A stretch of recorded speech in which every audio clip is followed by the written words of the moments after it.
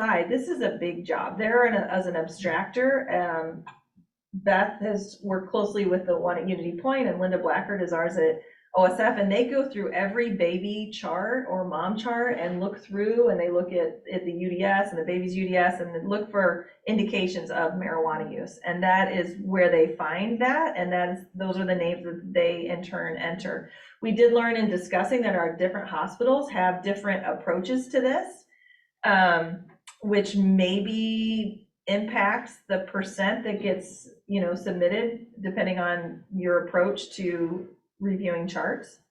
At Unity Point, Beth shared with me that from March of 2022 to October of 2022, 15.83% of birthing mothers were entered into the babies in the APOR system for positive THC. So that's significantly higher than I think the data that Dr.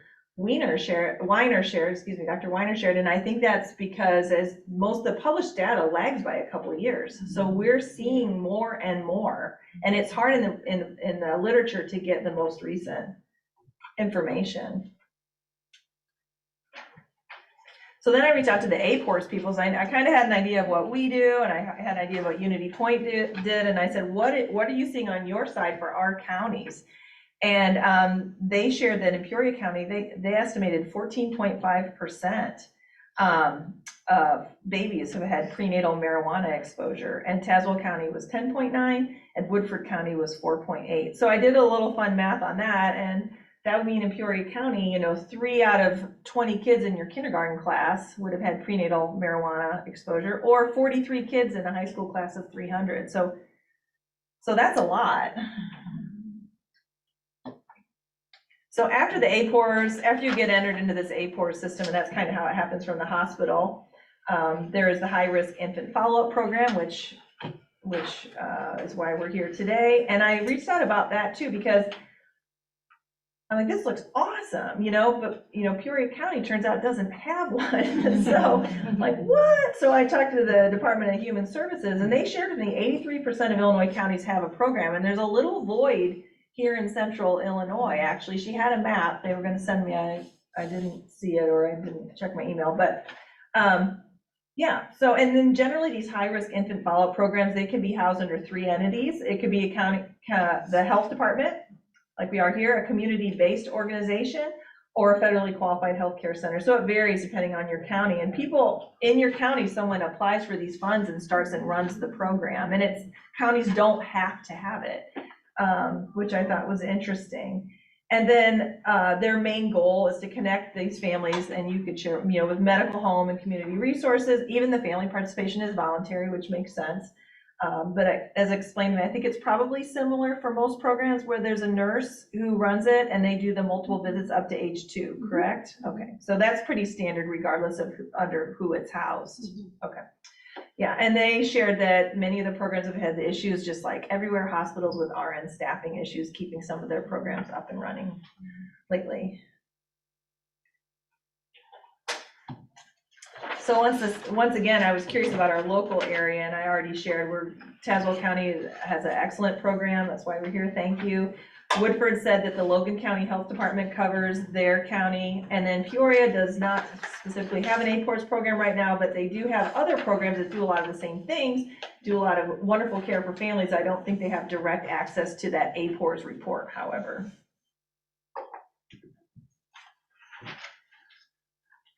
Cook County is interesting. They have multiple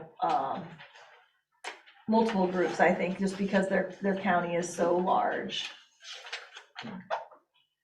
So what about the babies? So that's kind of what happens from a reporting from the hospital out to you guys.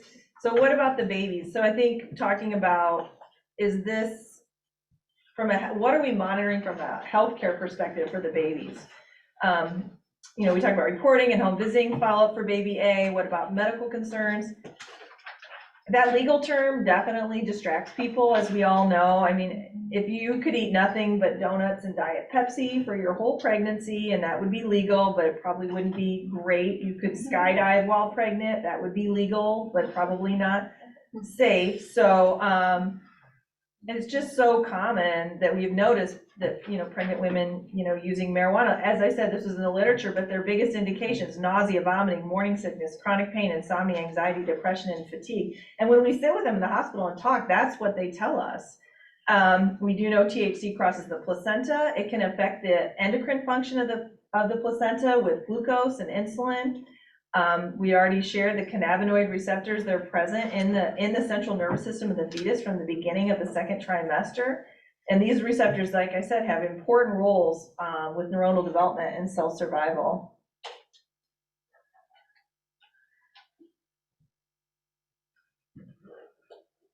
So knowing all this, do we actually see any negative effects? Historically, there's been some confusion to the reports and studies, and maybe that plays into some of the distrust that we were hearing before as well, people hearing conflicting messages. Can we trust what you're saying?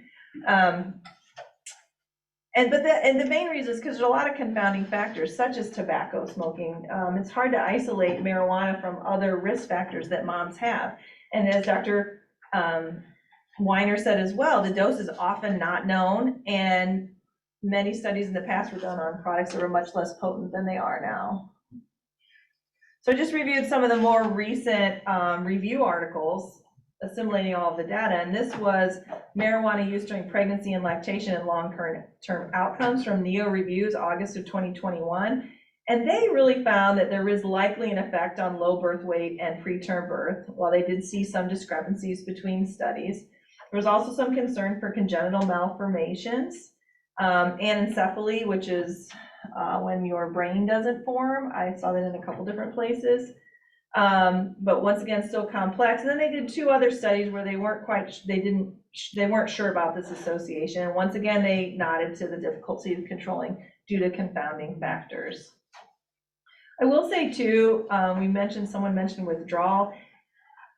My personal observation with caring for the babies is most of the babies seem totally fine, but the literature does show some issues with some GI discomfort and jitteriness. But the marijuana withdrawal is not the type that generally is going to send you to the NICU like you would see with opioids.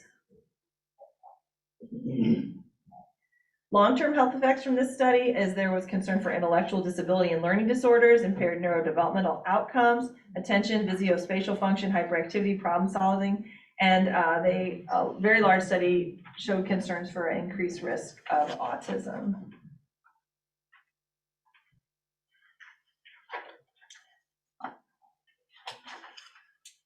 I was really excited to find this article because it's very recent, from January of 2022. And it was a systematic review and a meta-analysis, which is a really high quality methodology. They screened 3,487 published articles, and they found 16 very high quality studies. And that those studies encompassed almost 60,000 parents, and they were able to pull that data and analyze it.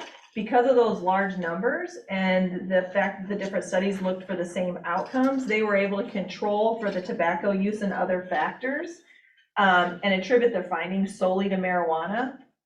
And they unequivocally did find an increased risk of low birth weight, which is defined as birth weight less than 2,500 grams, small for gestational age diagnosis, which I explained is on the growth curve less than the 10th percentile, preterm delivery, a NICU admission, decreased mean birth weight. So just on average, they're going to be lower weight, even if they're not as low as less than 2,500 or SGA. APGAR score, which is a 1-minute scoring for kind of health and well-being of the baby, right after birth, was lower, and then also smaller head circumferences.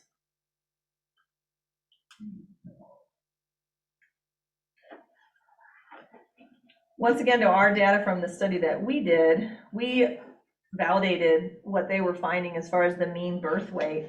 We noted significantly smaller size of newborns exposed to cannabis prenatally versus all babies, and there was an even more pronounced difference in the mean birth weight when we compared the babies that we knew were negative to the ones that were positive from their toxicologies. Long-term health effects. This is another study from February of 2022 from Pharmacology, Biochemistry, and Behavior, and they had some concerning findings for long-term effects. They discussed subtle yet enduring effects on memory and achievement in children and adolescents, some concerns for delinquency and substance use, which persists into adulthood. In the animal studies, once again, the direct effects on the brain, which we've talked about, and some concern about the modulation of brain plasticity that may impact cognition, motivation, and behavior regulation. And they really call out future research looking at cannabis use before pregnancy, how it's given, dosing, of course, polysubstance exposures, and intergenerational effects. So in summary, I think from what we've heard from both presentations that we are going to be seeing negative effects of prenatal cannabis exposure, and as a group, we need to address it.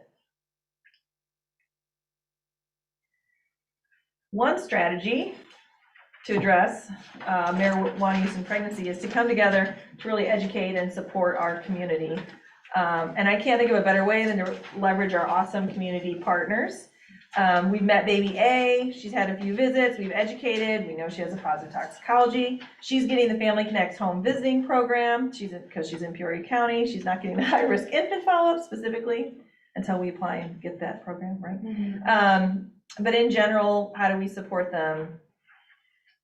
We can specifically help them with marijuana, but helping their family in a much broader picture is going to be more impactful for mental health, substance use, parenting support, social determinants of health. Options obviously are location, county, insurance specific. What I learned going through this and pulling together some resources, which is not comprehensive at all, is that I don't know everything, but I know people who know people, which is my best avenue for getting help for the people that I intersect with. From a hospital perspective, case management and social work. And I'd like to say too, I know that was in your opening comments as well. At the hospital, we don't consider case management punitive. We consider them an awesome ally to go and help people and give them resources. So I'm always telling my learners that because we're asking case management to see someone, it doesn't mean they're in trouble. It means we want to offer them help and support. So we have a long list of I would be happy if case management met with every family in the hospital. Unfortunately, they don't have enough bandwidth to do that right now. Or that we did so we hopefully will be moving towards universal screening for social determinants of health at the hospital.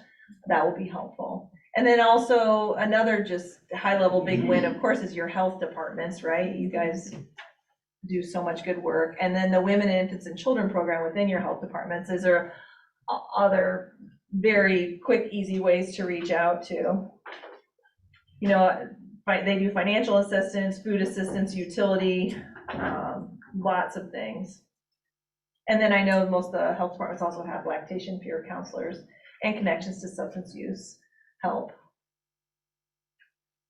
In our Tri-County area, and we are so lucky to have this Unity Point Health Pregnant and Postpartum Women program. They are outpatient services with a focus on relapse prevention. They have group classes, they have social events, they have doulas, they discuss and offer alternatives for marijuana use in pregnancy and connect people to mental health resources also. Beth shared with me too, they have a warm handoff program grant, and we have some cards that people can take on the way out for that.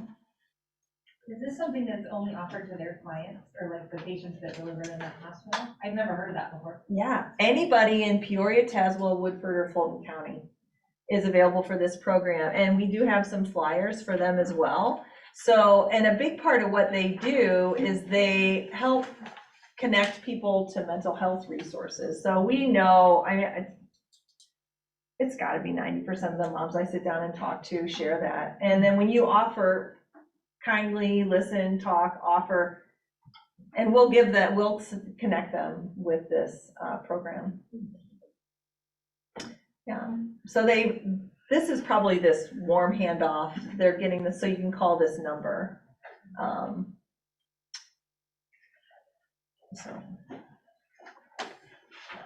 because I'm in Peoria County, the Family Connects home visiting is so helpful, and our baby A had a Family Connects home visit. But they will see every Peoria County family, so that's important too. I mean, I think one thing we've learned today is that, and through everything, is we don't really know who needs help, who needs what, and so we really need to be universally talking to people, universally asking the questions, universally screening, and not targeting who and what we think from our biases. But Family Connects is nice because they have the grant funds to see every single family in Peoria County, and then they ask them all of the same questions. And so that's a really nice thing. They will do an early lactation visit, and then they do their 3 to 4 week follow-up where they do weigh the baby, blood pressure, feeding support, postpartum depression screening, lots of education, communication with the medical homes. They do screen for marijuana use at every visit. They connect families to services like the PPW program that I just shared. They offer a counseling referral for if smoking, for coping, depression, anxiety. Unfortunately, they share with me that they're running into a lot of barriers with getting people into mental health providers, and perhaps you are as well. So yeah.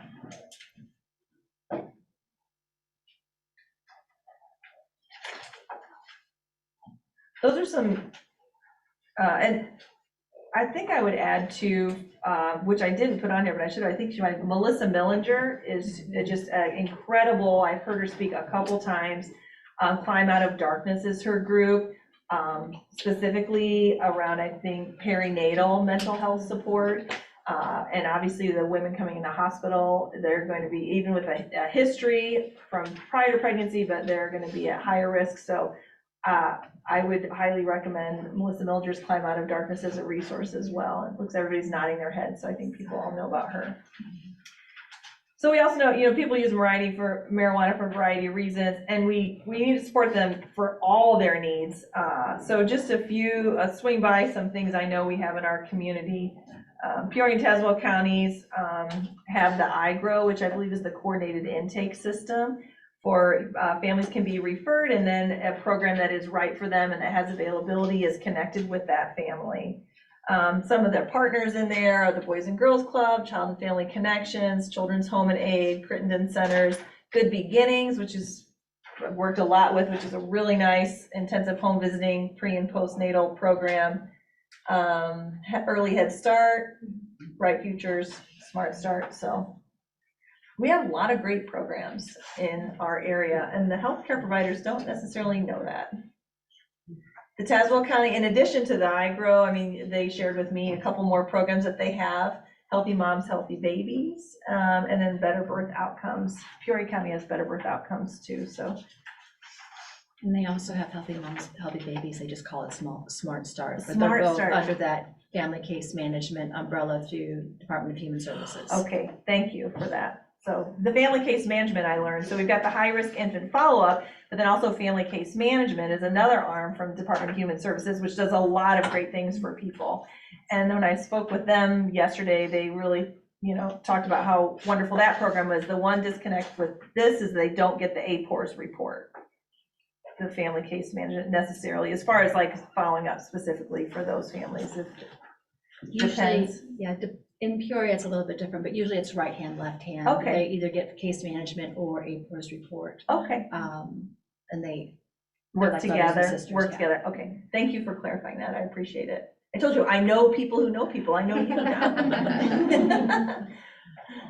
Woodford County, I just had a brief email with some people who were there, so this is no way includes, but she shared they had something called the Butterfly Program through the Children's Home and Aid.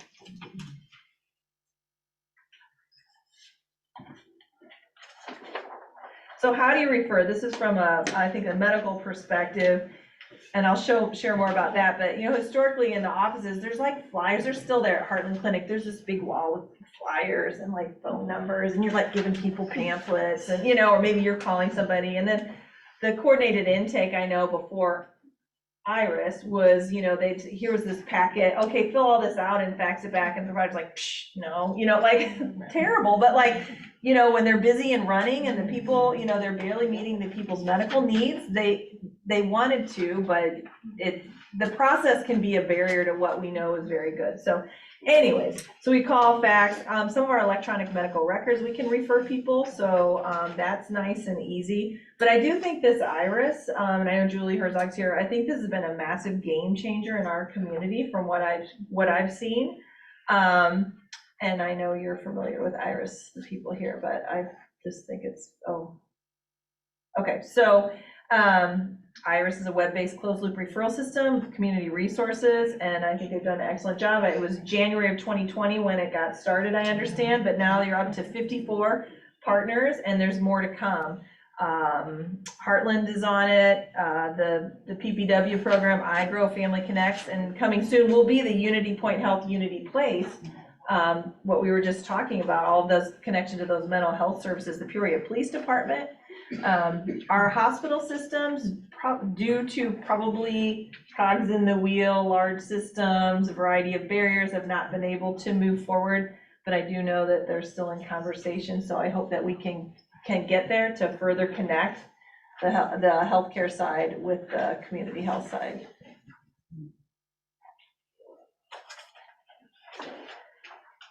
So there's one example of Iris in action.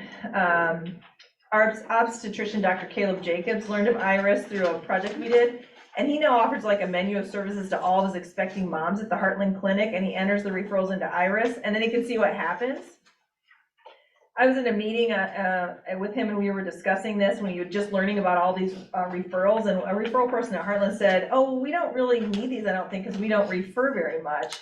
You know, kind of implying that we were, you know, we didn't have many people that needed the services. And his response was, you know, I have not been referring because I literally did not know all of this existed. Yeah, so he, in 1 month, he referred 117 referrals, whereas like 2 months before that, it was 0. And he referred to places like to the coordinated intake line, to the Crittenden centers, to the Dream Center, to the 211 number, WIC, of course, health departments, both health departments. Just really, they had I think there's a homeless youth program. He's referred to that through Iris. So of his massive referrals, I think there was some issues when you refer a ton. I think there was some rejected, there was some duplicate services, but from what I saw from that 1 month, 50% did solidly get connected with a new service that was helpful for them. So learning about each other, referring and building relationships between healthcare and community partners is just a really powerful tool. And we just saw this from Iris and the Heartland Knoxville OB department. I think we could go a little further with that. Some community partners, we're in the middle of a grant-funded support program for 31 moms, and it's funded by the Illinois Public Health Institute. We were going to enroll 30 moms, it ended up 31, you know, additional ones slipped in there. But they're moms that are Medicaid, first or second pregnancy, Peoria County moms, and they had a minimum of 4 months remaining in their pregnancy. And they were enrolled in person with an introduction to the outreach worker from the Good Beginnings program right at the FQHC, or remotely where there was a QR code, a flyer. Dr. Jacobs did the referral via Iris and somebody called him back. The clients that did sign up for this program, they selected desired services from a menu. They participated in listening sessions, received Ready Set Baby education, touched base with the outreach worker, and then they had to be in the Family Connects home visiting program. They received some transportation support and 3 gifts. And then this education was given to Dr. Jacobs, and that's what kicked him off with, he said, no, 31 moms is not enough. We need to offer this to everybody. So that's where the side project came from. But this was the menu that we offered. Yeah, so this is the menu that we would offer to the moms, and he tailored this menu and is now giving it to all the moms, but it came from this program. So we call it Peoria Pregnancy Connections, PPC. So what we did learn was that client enrollment was much more likely with an in-person introduction between the healthcare provider and the community worker. So when we had, Benita Hollingsworth was the Good Beginnings outreach worker, and that she would meet me at the clinic, and we would, you know, introduce her to the OB provider, and then she would meet the family, and over 75% of the families engaged with her and talked with her and looked over the menu and signed up for services and then followed through the program. versus the remote referrals where maybe it was the QR code or Dr. Jacobs sent in an iris referral from someone who checked a box. It was like less than 10% of those moms engaged or became interested in the program. So I think this talks about trust too. I thought with what Dr. Weiner was talking about, when you're all standing there together with a consistent message and voice, you know, I think families appreciate that. So most people, everybody wanted WIC. The family support specialist was really popular. People wanted breast pumps, classes, a variety of things. We're following outcomes. We're following what their lactation activity is because that was what the grant was behind. And right now we've had 12 moms go all the way through to their final visit with Family Connects, and 67% of them are breastfeeding. And compared to our population with the same criteria, this is higher. We'll see what it is after 30. Also, everyone got Ready, Set, Baby prenatal education curriculum, which is about standardizing education prenatally to all these moms. So I was just thinking, like, why this seems to be working well. Kind of the marijuana message could be delivered the same way, really, right? Everybody on the same page, standing together, standard education across the community. Yeah, and once again, large increase of referral to resources, and so we'll wait to see how it all turns out. This was just some of the listening questions, just about people having someone to talk to through their pregnancy.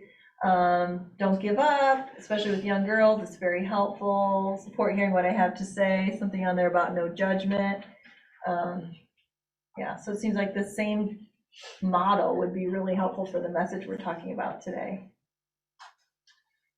This was we just put this all together into a poster, but I think down here at the bottom, I think was really the coolest thing about it is all of these groups worked together, met together, and presented a consistent message with the families.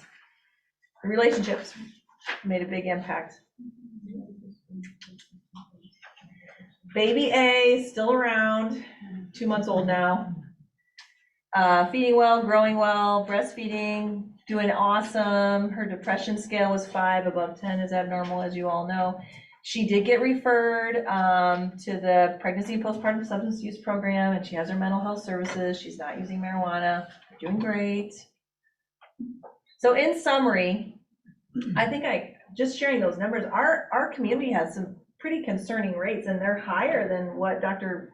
Weiner showed from the published data, because I think it's changing all the time. And we know that it has negative effects on children. Families, need this messaging in a conversational kind way, not in this way, right? That's not going to work. We need to support our families, really and support all their needs with also a goal of decreasing, stopping marijuana use. And I'm just this hugest fan of this collaboration between healthcare and community partners, and how that'll help build trust and acceptance of services. I think I had this thoughts for the future, but I presented this to my public health daughter, and she says, no, Mom, people in public health, they want it to be call to action. So I changed it to action. she goes, they want action in that. I'm okay, I'll change to action. Anyways, prenatal, pre-pregnancy education is imperative with our community partner medical collaboration. We need the consistent messaging. Warning labels for marijuana products. Dr. Ray Bertino is he's the head of the Society for Addiction Medicine in Illinois. He's a big deal. He's actually local. He's in Peoria. But he's been lobbying for messaging and warning labels on marijuana products. He's the president of the Illinois Society of Addiction Medicine and a local leader. So he hasn't heard back from them, but really lobbying to get warning labels on marijuana products about pregnancy. We all need to learn about stigma and bias, and honestly, just being honest, open and partnering with our families and listening. Data is so important. So the published data is delayed. So I just was so thankful to the APORS people for sharing what they had and for collaborating with Beth and you looking at our hospitals. But anytime you want to make a change, you got to know where you're at and see if your interventions are helping. And then our institutions and our places should share our data so we know what our community looks like. Yep, and bringing that all together to work together to improve the health of our community. So breastfeeding is obviously, I didn't touch on that. Beth Seidel will pick that up, but obviously in the nursery, after all that conversation, you have to talk about that next because there's going to be impacts there too. So it's that sit down, pull up a chair, ask why, listen, validate concerns, share information in a sandwich format, just learn that, and offer alternative support and ultimately be kind.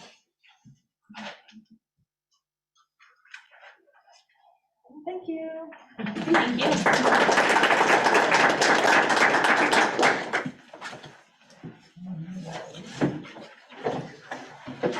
We have questions on that? Was I good? I kind of looked at it a couple times to see. Are you taking questions? Sure. Some questions. Yeah.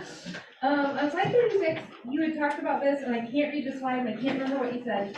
It said that, you said that, it says, cannabis was added to something on March 1st. Oh, What was it added to? it was added to, so the APORS database where people at the hospital comb through charts and if they go into the IDPH website and they put in issues with babies that would need follow-up, like a congenital defect So or. just being positive? Yes, so you used to have to put in any, substance exposure, but marijuana was excluded. Okay. In March, they said, we're seeing some problems, we better put marijuana in. Okay. And so now. But that's only if the baby's toxicology. No, it could be maternal history, Okay. maternal UDS, baby UDS. So I think even if just mom saying that she used marijuana and then it's in the chart, That automatically makes her an APOR. it does, but as I said, the barrier is the data abstraction process. The only instructions the data abstractors get from the state is just like 3 quick lines. So we just noticed, I think at Unity Point, it's a different process for abstraction than OSF. So I guess I'm saying, I don't think all the babies are captured with the abstraction process. The numbers of babies that are exposed to marijuana prenatally are probably higher than even what the APORS registry is showing. Yeah. And then you also you talked about that opiate withdrawal tool. Yes. And from my own experience, and I think kind of what you said too is, babies aren't withdrawing from marijuana like we're seeing the opiate withdrawals. Yes. Are they looking into like any kind of a different system for storing marijuana babies, or because it's not an opiate, so that's a great question. Actually, I'm gonna look more into that. My experience with seeing the babies is, the opioid withdrawal, that's pretty obvious. Like we've got a whole thing that we do for those babies and we watch and we know and we escalate and it's a whole project, but we haven't really talked about it, honestly, much with marijuana, because I think it's more subtle. So I think after today and even your question, I'm gonna look into that more and see if there's something more we should be doing. So yeah, I'm inspired. Questions? Yeah, that's good. This was a lot of really good information. So just in regards to like the small for gestational age, do you know of any studies out there that are kind of looking into why babies are SGA? Does it have to do with placentas and perfusion? Yeah. Those types of things? Are there anybody looking at their placentas? That is a great question. I only scratched the surface, but I did read that there is impacts on the placenta from marijuana, and there's some thought that it might impact hormones like glucose and insulin. So that would make sense that would play into the size of the baby, but we should take information because I scratched the surface of that. And that was kind of my high level, but there might be more out there. It looked like those, and it was from that data, that information was from that meta-analysis from June of 2022, which had 60,000 babies in it. And so that was most up to date then. And that's all the information they had at that time as far as a mechanism. But they did talk about glucose and insulin and placenta impacts, yeah. And then another, I guess this is more kind of a thought, I don't know if you know any more about this. I was just kind of looking at, based on kind of everything that you shared and, just looking at the way babies are reacting, after birth, it seems like the long-term effects seem to really be the biggest things that are being seen in these babies, which I think is really important for moms to hear. You know, I think in so many aspects of pregnancy and labor and birth and early newborn, people are like, oh, my baby was fine, you know, Right. but like having those conversations of, okay, but let's talk about long term. Right. Because, you know, they hear that from their peers, like, oh, my baby was fine, my baby was fine. Like, Right. okay, well, how was your baby at 5 years old and at 10 Right. years old? And so that really stuck out to me, but then I kind of wondered, like, is anybody looking at anything other than the marijuana? Like, isn't it an environmental thing? Like, is it the cannabis, or is it because of somebody who's heavily using Yeah. marijuana? Is it an environmental thing? So Right. is it, you know, which I think that all these support Right. systems that we're talking about are gonna help them, whichever one is, but just Yeah. a thought that I had is. No, But as far as that's the, not really a question, just something. no, that but stood out you know, to me. you can't help but say with the environmental thing, like, you know, in that situation, what other things are happening? I know that they tried, that's the whole confounding factor thing they talk about, so that's why they tried by pooling 60,000, that they could like, maybe they paired economic, you know, something, or I don't know how they all did it, but they were trying to get rid of some of that, but I hear you, I don't know how you could 100%. Yeah, no, this was all really interesting. My question kind of goes with her, like the long-term effects. Yeah. On the one slide, it said autism increased risk, and there was a study done. Was that regarding the marijuana? Yeah. That was increased? Yeah, it was Do you related know to how marijuana. many studies have been done about that? That was the largest one I found, but honestly, I'd love to take a list. All of the questions you're asking are things that I would love to know more about. So it's the autism one, I was like, oh, but you know, I had the same question. So I'm happy to look in to see what more specifically about, you know what else, for both of your questions in the long term, you have to wonder with the rates we're seeing now versus what Dr. Weiner showed from a couple years back and how they're going up and how long it takes to see the long-term effects. I think as was shared back there, like the baby seems fine, but people probably aren't, the educated, maybe we're not seeing it to that extent yet. Yeah. Yeah, just society as a whole is seeing more and more of all those things that you were listing. So it just feels like, how many of those things that are happening do we even know are connected to marijuana use? Yeah, I mean, Because as it gets farther and farther out, it's hard to connect it back to the mom that's using marijuana during pregnancy. right, because there's been a lot of other life things that happen. So just look up autism, let's just look up a screening tool for marijuana. They're all good things, for sure. Those are the two main things, right, that we're gonna follow. Yeah. Does anyone from Central Illinois here know whether Family Connects is a social worker or a nurse-based model? Yeah, so I'm their medical director, which just means they call and ask me questions. And they do all the work, but then I get to be like, oh, I'm their medical director, and I like, but either way, they're like, awesome. They're nurses. It's a nurse program, and I think there's like 6 or 7 of them. Yeah, it's nursing, but they become, because of their access to families and the fact that they're on IRIS and the hospital are not, they wear social worker hats too. They 100% connect to all the resources. They have a very broad approach to the families. Yeah. It sounds like a lot of other people in the room know about IRIS, but I'm not as familiar. Is that? The unscripted presenter is now coming up, if you don't mind. So Iris, again, I lead the All Our Kids Early Childhood Network for the Tri-County area, Tazewell, Peoria, Woodford. Iris is a web-based tool for making referrals. It was developed by the University of Kansas. Like Dr. Shallat stated, we went live in January 2020. However, prior to that, we were looking at our community and assessing what was happening with referrals, which we know a lot of referrals are done manually and they were done all over the place, and people had a different understanding of what the definitions were of referrals. So we launched with the home visiting programs, similar to Family Case Management, to Family Connects, and different entities, along with the 2 health departments, WIC and Family Case Management, and Early Intervention went live in January, right before the pandemic. So they were still able to make referrals. We started with 14 programs and then have since expanded across the sectors and across social services to include behavioral health, the social determinants of health, and those type of supports as we continue to grow. The referrals, again, are all web-based. They can be made from anywhere, and it has, we also, their referrals are made directly to an organization. We know when the family is connected to that organization, we know the outcomes of it. You know, years ago when I used to do home visiting, I'd make a referral, it was a blind referral. I'm sure some of you have experienced that. You don't know the outcome of it.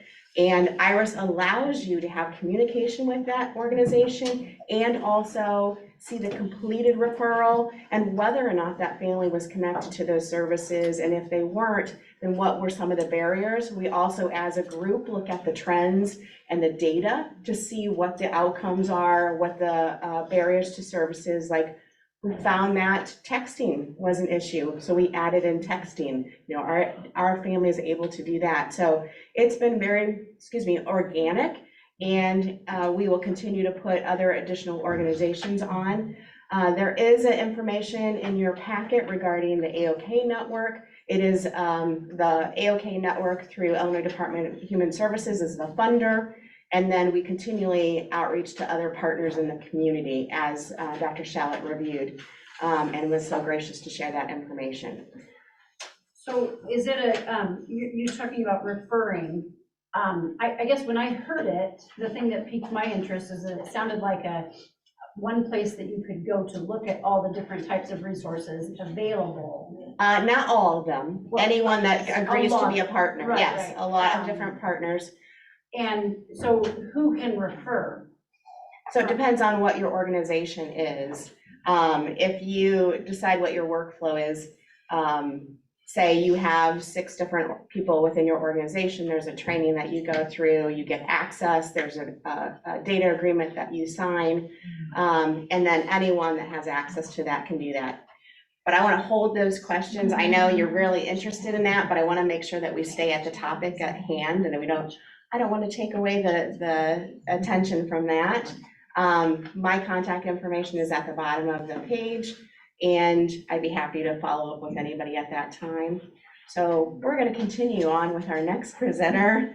Beth Seidel has been a hospital-based lactation consultant in Central Illinois community for 25 years, working with both inpatient and outpatient families. She has also develops and provides lactation education for families and healthcare providers. In addition to her hospital work, Beth is also heavily engaged in community lactation projects, as well as a consultant for the Illinois chapter of American Academy of Pediatrics. She is currently working on the Peoria iSpan project with the goal of increasing breastfeeding oh my goodness. Continuity. Thank you. Slow down. Rates among traditionally underserved families. She previously worked on a breastfeeding project in which ICAAP helped 15 hospitals in Illinois become baby-friendly designated. Beth has been part of both the Pekin and Methodist hospital teams that obtained the baby-friendly designation for hospitals. Beth lives in Mapleton with her husband Wolfgang and their youngest of 3 children, Lena. Please welcome Beth Seidel.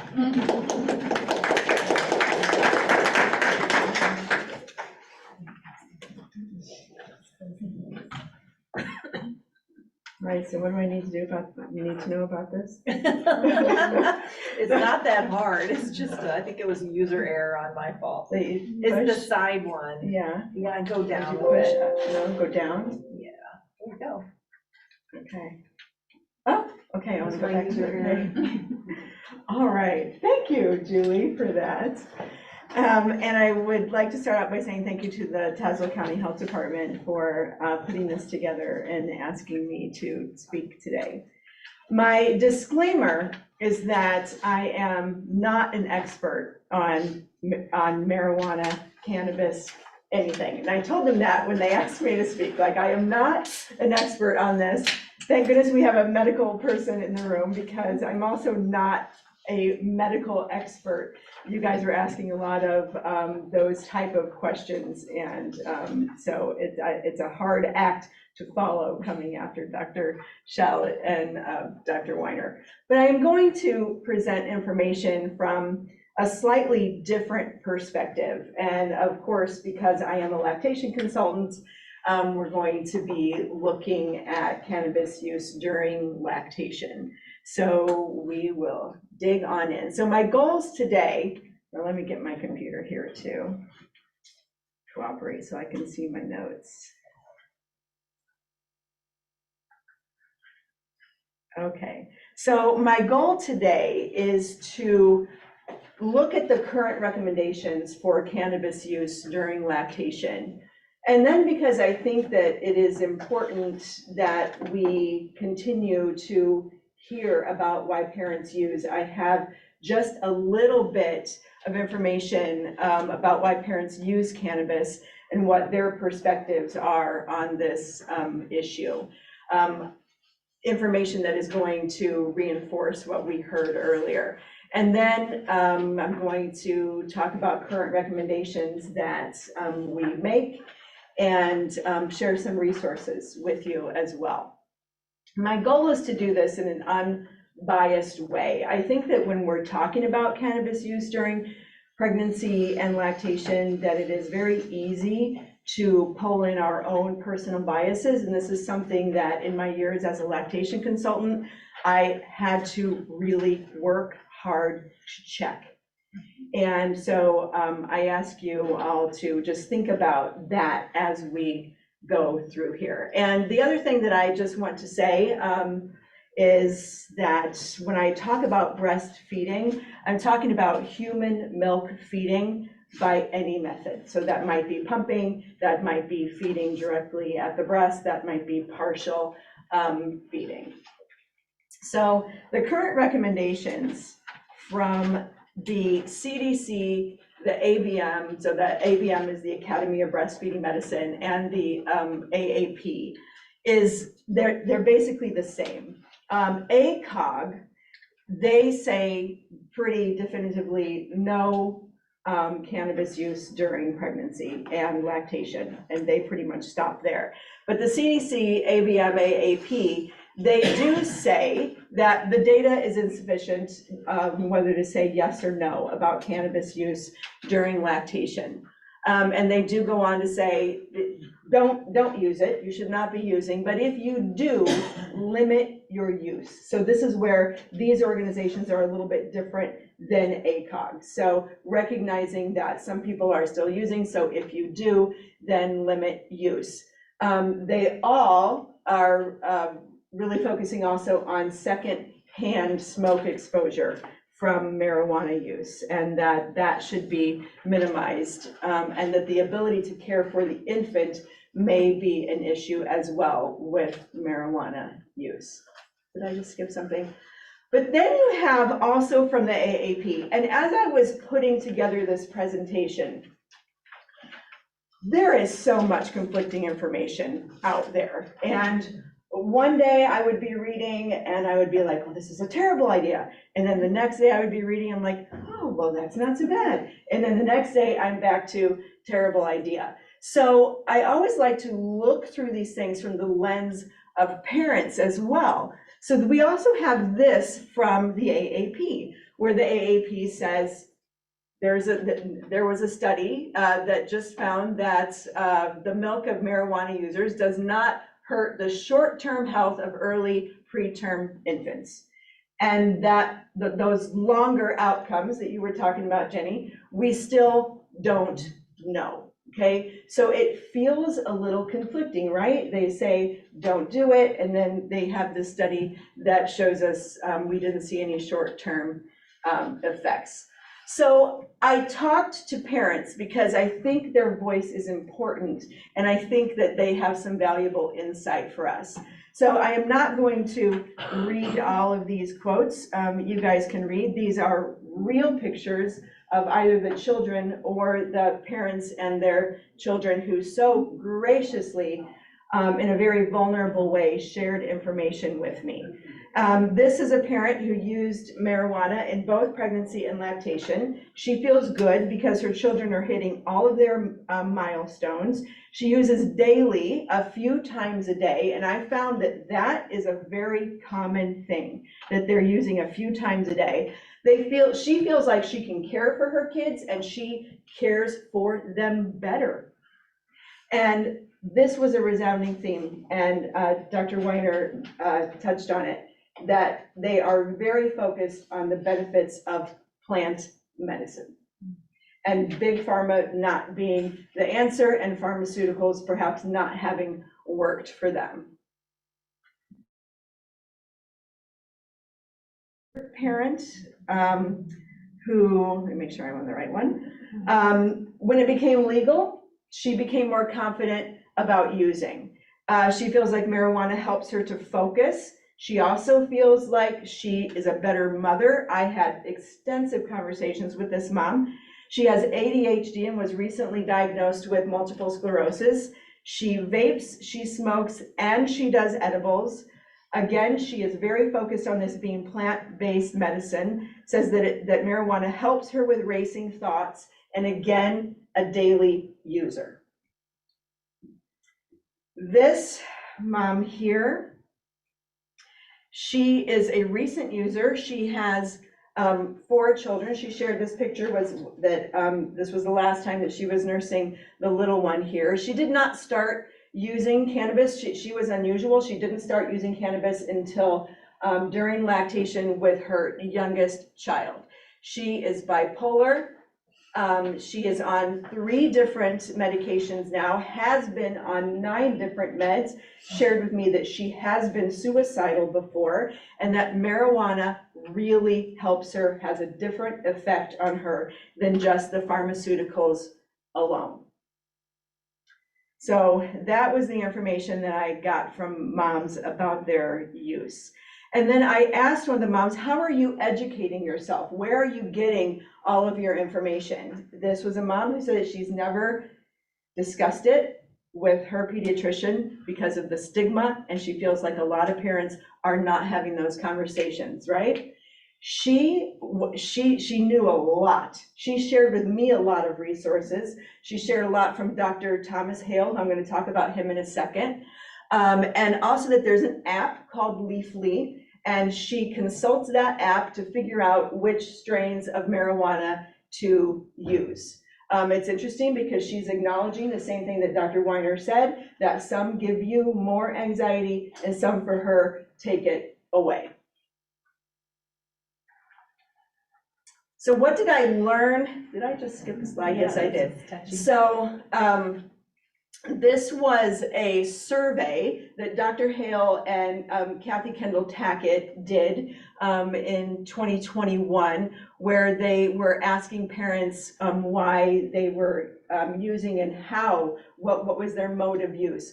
So smoking was the most common, vaping, and then followed by edibles. 50% used to get high, but that was reported more amongst the frequent users, but 89% using for either physical or mental health concerns. So that is not the first time that we have heard that today. So what did I learn from the parents? Well, I learned that they are clearly using for mental health concerns. Pharmaceuticals did not have the same result for them. They are not affected by the warnings not to use. I asked that question specifically. They're not affected by that. They focus on the insufficient evidence. So they focus on those statements of there's not enough evidence to support not, with saying definitively no. And that Dr. Hale's information is very helpful to him. So what is Dr. Hale saying? So are you all familiar? Oh, there's people that I can't see, but anybody here know who Dr. Hale is? So just a few of you.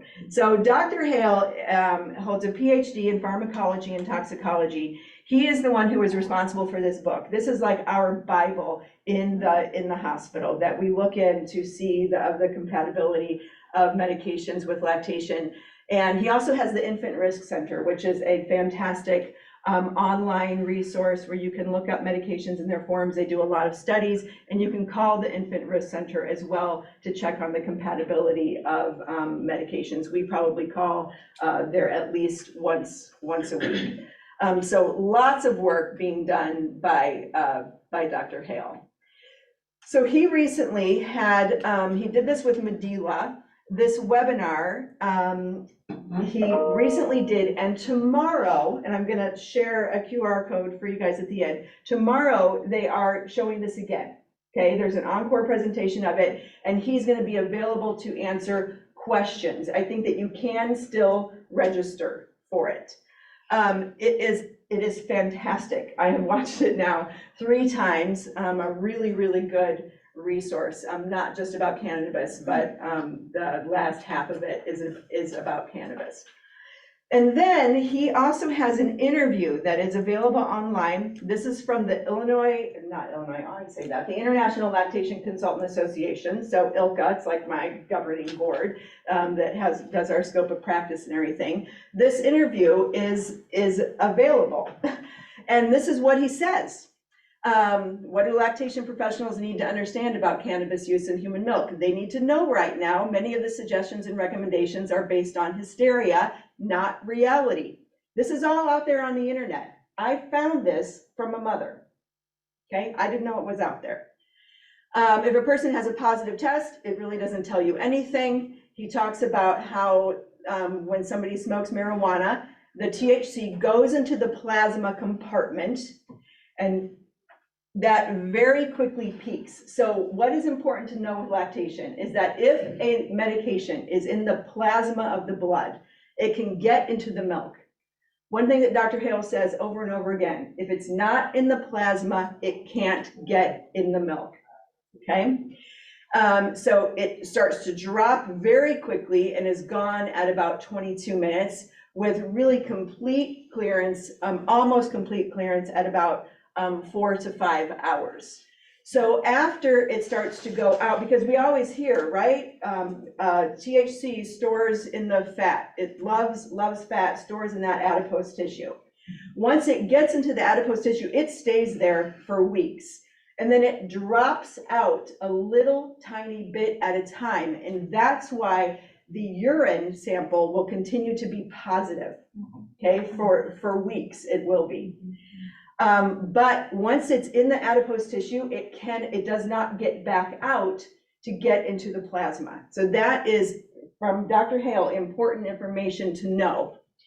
So then he says, so here's the other part of the story.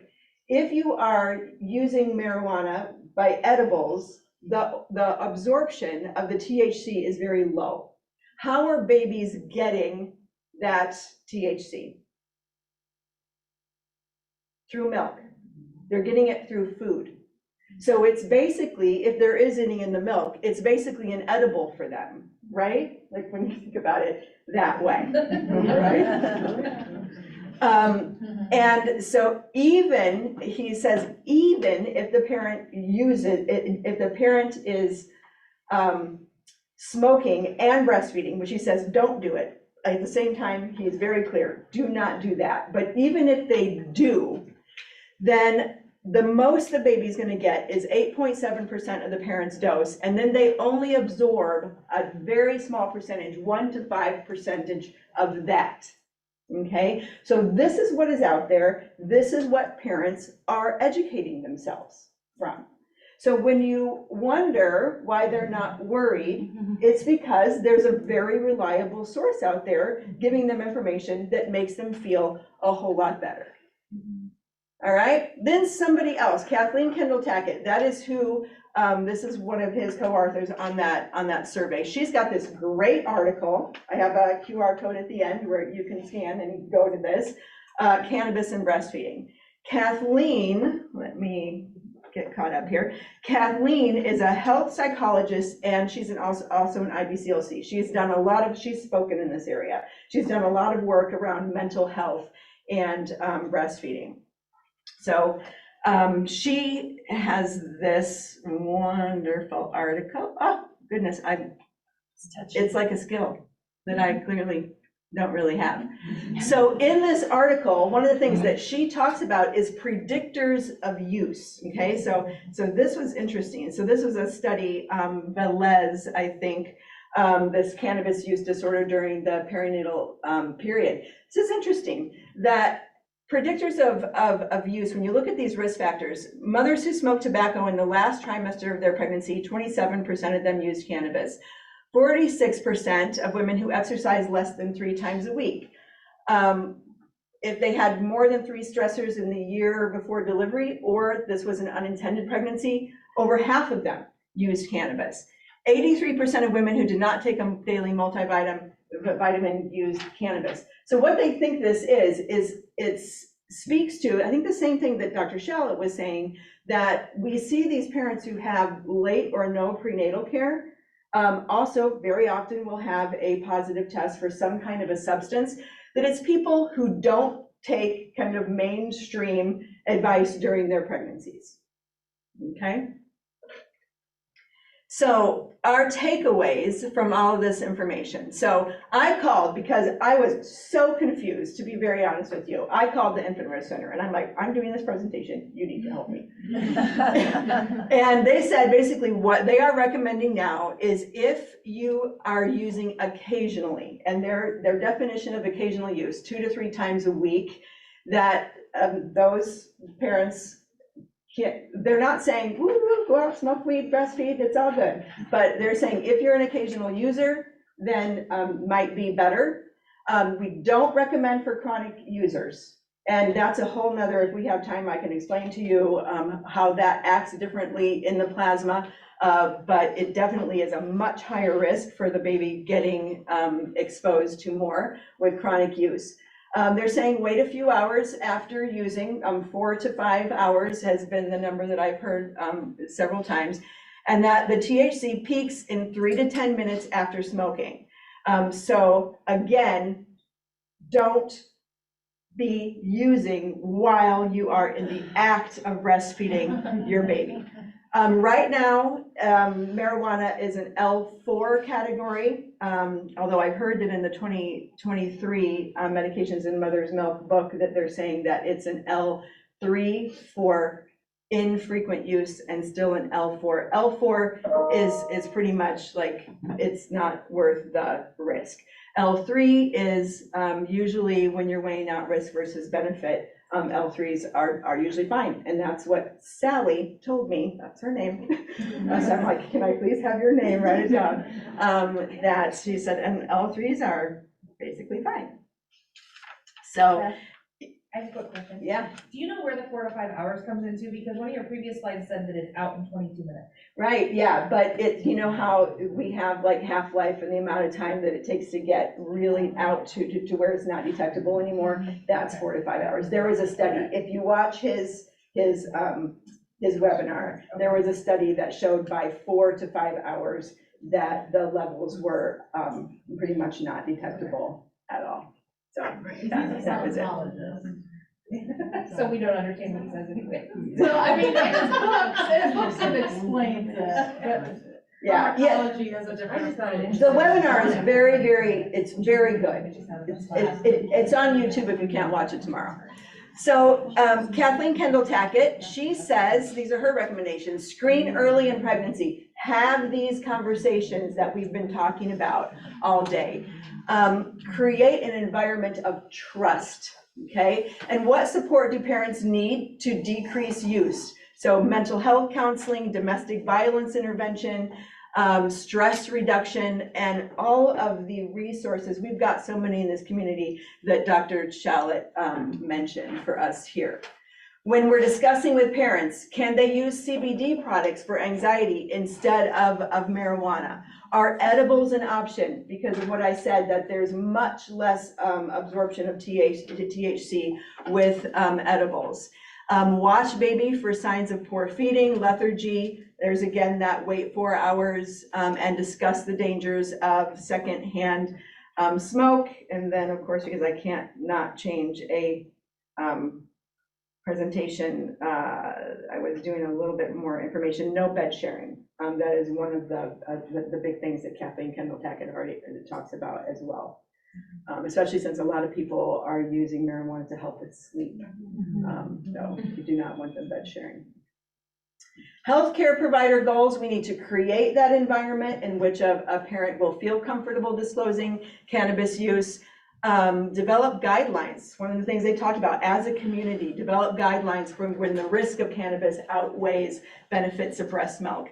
And to be careful with our own biases, because often minority parents are treated differently when it comes to cannabis use. So really be mindful and provide culturally competent care. So here are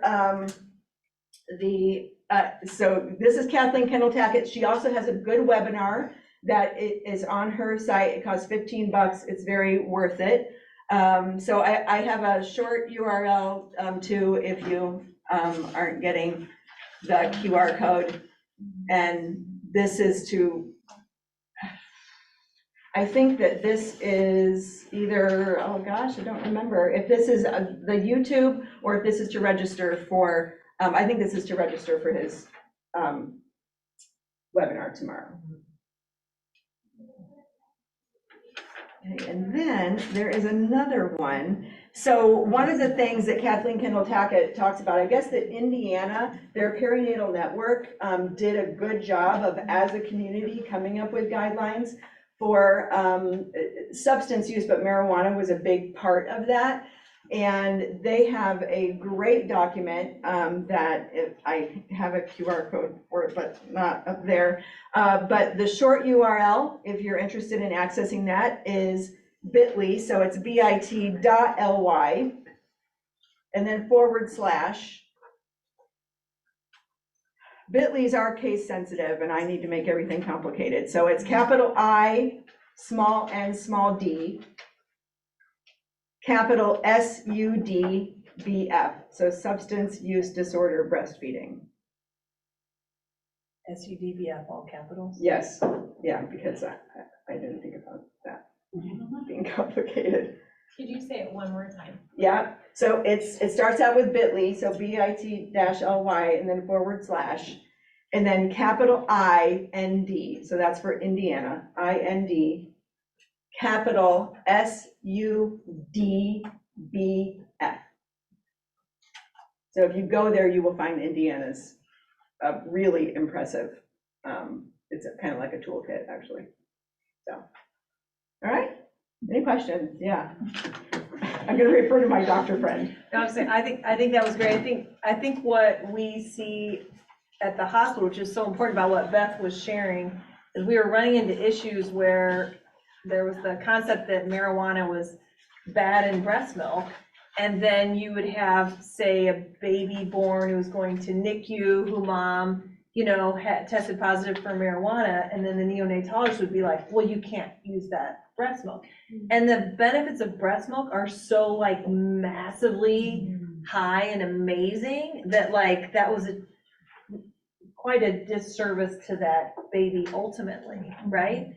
So it's that whole risk benefit thing about how amazing breast milk is, and then working with families so that you don't get some healthcare provider in there that's like, you can't use your breast milk, whatever, right? So that we had to do a big education at the hospital on that, just working together, okay, they're positive, have the conversations, everything you're talking about, work with the mom with the big picture, but that messaging could sometimes shoot you in the foot for the baby's overall health, right? Yeah, absolutely. That's what we saw, so. Yes. Did you see anything in the literature about pumping and dumping as a way to get it out of the system faster? Well, what Dr. Hale does say is that if you want it all out, so if you have a parent who's like, oh my gosh, I smoked marijuana yesterday and I don't want to expose my baby to anything, he said 12 hours. But he said that after 4 to 5 hours, it is essentially not detectable. And in studies that they've done, they even at some samples found none in the milk after that. But if you have a parent who's like, no, I want every trace of it to be gone, he says 12 hours. if I have a couple minutes, I'll explain to you, can I take a couple more minutes? The whole chronic use thing, because I think this is interesting. He says that your adipose tissue only has so many cannabinoid receptors. And once those receptors become full, the THC will remain in the bloodstream. So I think that's important information to share with parents. Now, they might say, well, I don't care because it doesn't get that much into my milk, but that feels like such a big risk to me. And that's one thing that we always have talked about at the hospital, is that chronic use is a whole different thing, because then you have this constant supply of THC in the parents' bloodstream, and that's a whole different story. What would be considered a chronic use? Anything more than 2 to 3 times a week, they don't recommend. But when he talked about those parents who are using so much that their receptors are full, that sounds like those parents who are kind of grazing all day long. Yeah. So this kind of goes along with that, and I'm trying to figure out how to word this, but I feel like people who are using it medicinally, like for mental health issues, they're probably using it more than just 2 or 3 times a week, like you said, but also I wanted to know your opinion on that versus using like traditional medications when it comes to like breast milk. Is there any like downside to breastfeeding with traditional medications like an SSRI or something like that? So the SSRIs are not contraindicated. You know, there's all of them that you can take, and you can even kind of bundle them. I know that the Infant Risk Center says that they generally don't like any more than 3 of the mental health type meds on board with a parent who is breastfeeding. I do know that Dr. Hale is a fan of using pharmaceuticals as opposed to using cannabis. It's kind of the same thing that Dr. Weiner was talking about this morning, you know, earlier, do we have other medications that could help these parents? Yeah. But what was interesting is in my conversation with parents, and I talked to a lot more parents than I put up there, the theme over and over again was it didn't help like cannabis does. Yeah. Well, I think the biggest difference that I see with marijuana and pharmaceuticals is pharmaceuticals, you know, you don't have the impairment. You know, I would have a concern if somebody was using a couple times a day because they're just trying to maintain normalcy, but are they impaired? Are they able to drive a car? Are they able to cook dinner? You know, what kind of accidental problems could be caused, or maybe you're sleepier at night. Building off of that, would it be beneficial to maybe recommend trying just CBD products that might not have the THC that would cause those psychoactive side effects Yeah, too? that's one of the things that Although- Kathleen Kendall-Tackett says. Yeah, they did share the, oftentimes there is THC in there. But not as much as like smoking 3 Yeah. times a day, I imagine, so. Yeah, you have to. It's just almost like You have to reduce risk, When you're- but the issue for me is, you know, if people are smoking to have a sense of normalcy, you know, what is it doing to their parenting style? So the parents that I talk to, because that is, and again, this is my bias, right? I've wondered that too, like, are you even paying attention to your kids? You know, that is my bias. What I heard from the parents, and I don't know if you guys, I noticed that you were reading, I don't remember if this was in there, but one mom talked about how when she was using infrequently, she felt more, and I think the word she used was loopy, but she felt more high than she did when she started using daily. And that because it's slowing down their racing thoughts, that they feel like they are parenting better. They are more able to engage with their kids. That's what I would have been hearing. And, you know, it's possible that there are people that seek mental health services and, you know, for whatever reason, the medication didn't help, or they weren't able to continue treatment, you know, so we have that side of it as well. Well, I think a lot of them get discouraged too. One, it takes the pharmaceuticals a little bit to get working in your system. And then you have to go through trying to figure out which one you want, like 3 or 4, you kind of get burnt out after that, you know? Yeah. I think also just the access to, some families, they have had difficulty accessing a mental Yeah, health care provider to definitely. even start and try some standard pharmaceuticals and SSRI. So this is something that they can more easily. Especially for our Medicaid clients. Yeah. I mean, it's hard enough to find one if you have private insurance, let alone if you Yeah. have Medicaid. Yeah. Well, I think there's still stigma, you know, am I saying up there at mother if I admit to having ADHD or anxiety or depression, you know? So you have to be able to admit it to yourself, and then you have to tell somebody else, you know, so these are all little barriers to treatment. We just have a clarifying question online. Are all babies tested at birth for cannabis? No, at our hospital, it's risk-based testing, so, which I shared the IDPH. So if mom answers positive to the 5P screen, or that she is using marijuana, then the recommendation is to test. And you should be having that conversation with the family about that. And once again, the avenue should be nothing punitive, this is support, this is, help, that should be the conversation. To kind of build on that a little bit. There's opportunity there, though, yeah. I mean, Dr. Shallat and I have had a lot of conversations the last couple of days about the difference in the numbers at our hospitals. And one of the practices of where we have all of their deliveries at our hospital, they test everyone. And so I think that that's why our numbers, they test them during pregnancy.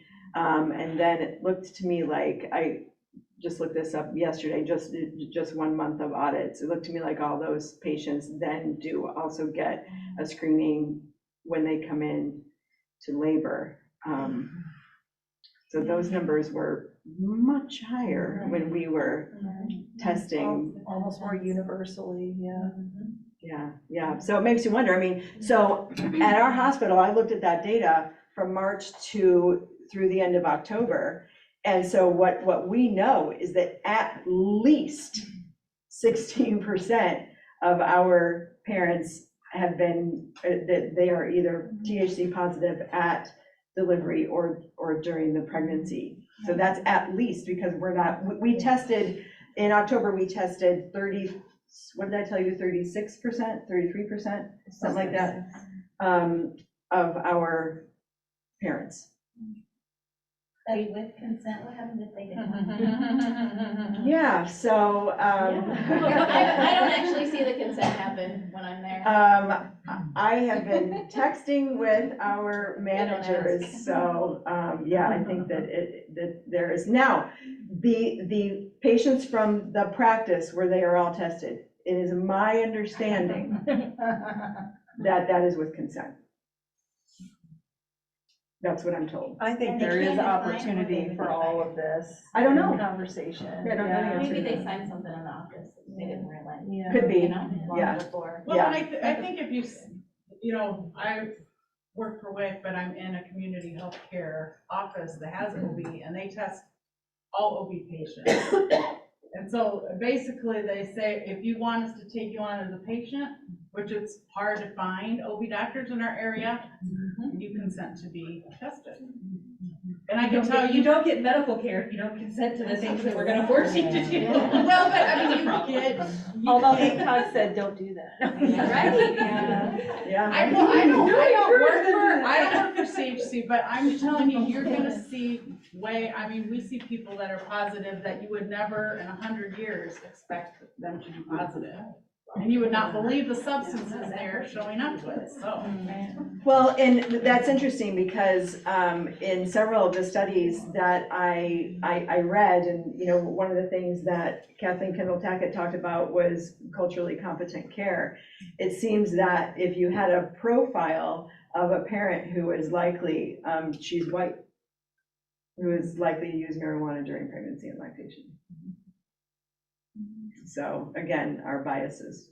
Right, but it's not punitive, I mean, it's just a way, a tool to help people, identify what. Right. But so many of them feel like it's punitive. Yeah. Like I worked with a lot of like teen moms that were pregnant, and I mean, even they don't want to do anything that associates them with the system because they're just fearful that their babies are going to be taken from them. And so that I love the idea of trying to make these resources that are available, framing them in a way that are not punitive, because they can be so much help. But I saw so many of them not utilizing resources that were available because they're just so, that's my perception. They didn't vocalize that to me, but it just seemed like they were just so afraid to step into the system. Yeah. And the marijuana, I'm sorry, the reason we did that project with the resident is we were like vying with like, should we be testing, should we just not?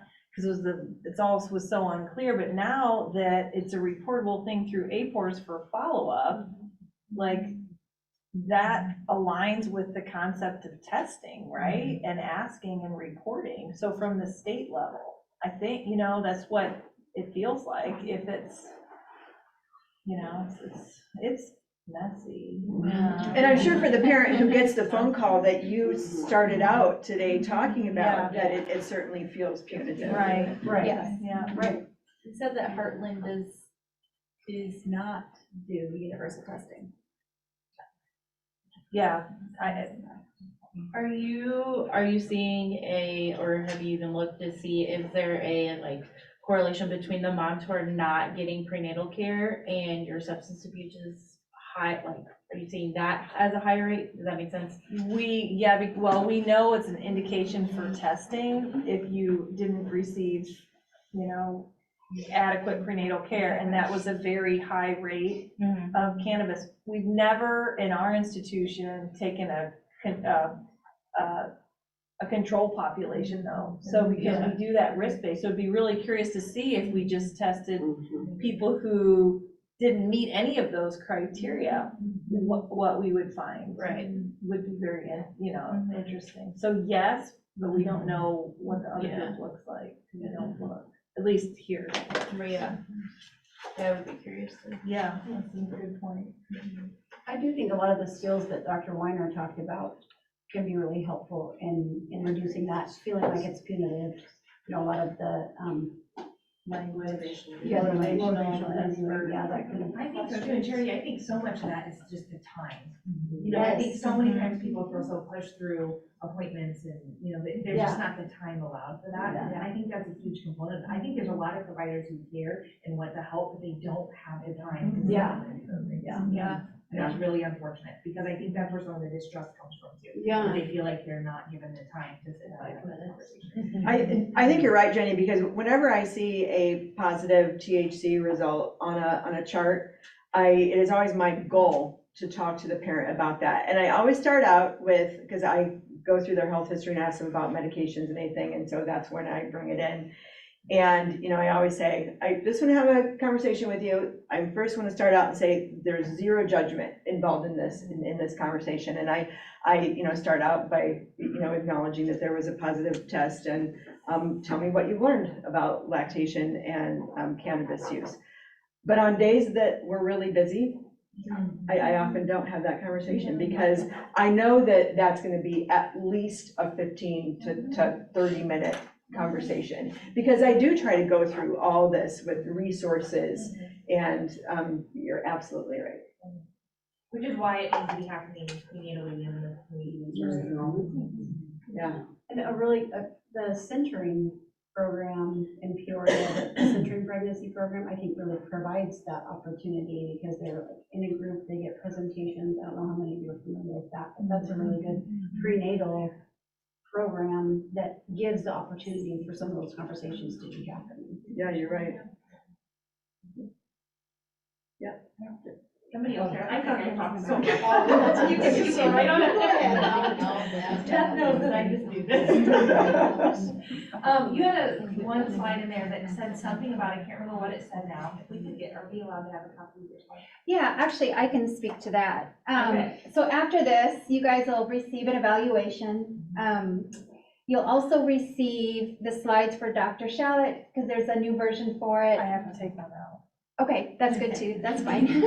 You'll get hers, you'll get Beth's also, and you'll also get a recording of this whole meeting. So you'll have that to go. Okay. I just want to, first of all, I want to thank you, Beth. It was so wonderful to hear the diverse voices that you brought to the table with your personal case studies. That's what we wanted to hear. We want to hear what's going on in our community, what our moms have to say. So that was really valuable, thank you. And Dr. Shallat, you were really illuminating because you helped us understand what was happening in the hospital. Yeah. Because we're out in the community scrambling to catch up with our families asking questions and wondering, why are you calling us? So I think, I hope I'm speaking for all of you virtual users or people online and then everybody here, this is just first steps. And we all have a role, if we're working with pregnant women, to make an impact here. So, and there's so many other places we could take this topic. We haven't even gone into law enforcement stuff yet, have we? Lots of other topics. So thank you all for coming. If you want to stick around and talk a little bit more, you can. For the people who are here, you're going to do your evaluations here. You'll get your nursing CEOs when you leave, and also a certificate of participation too. So thank you. Thank you.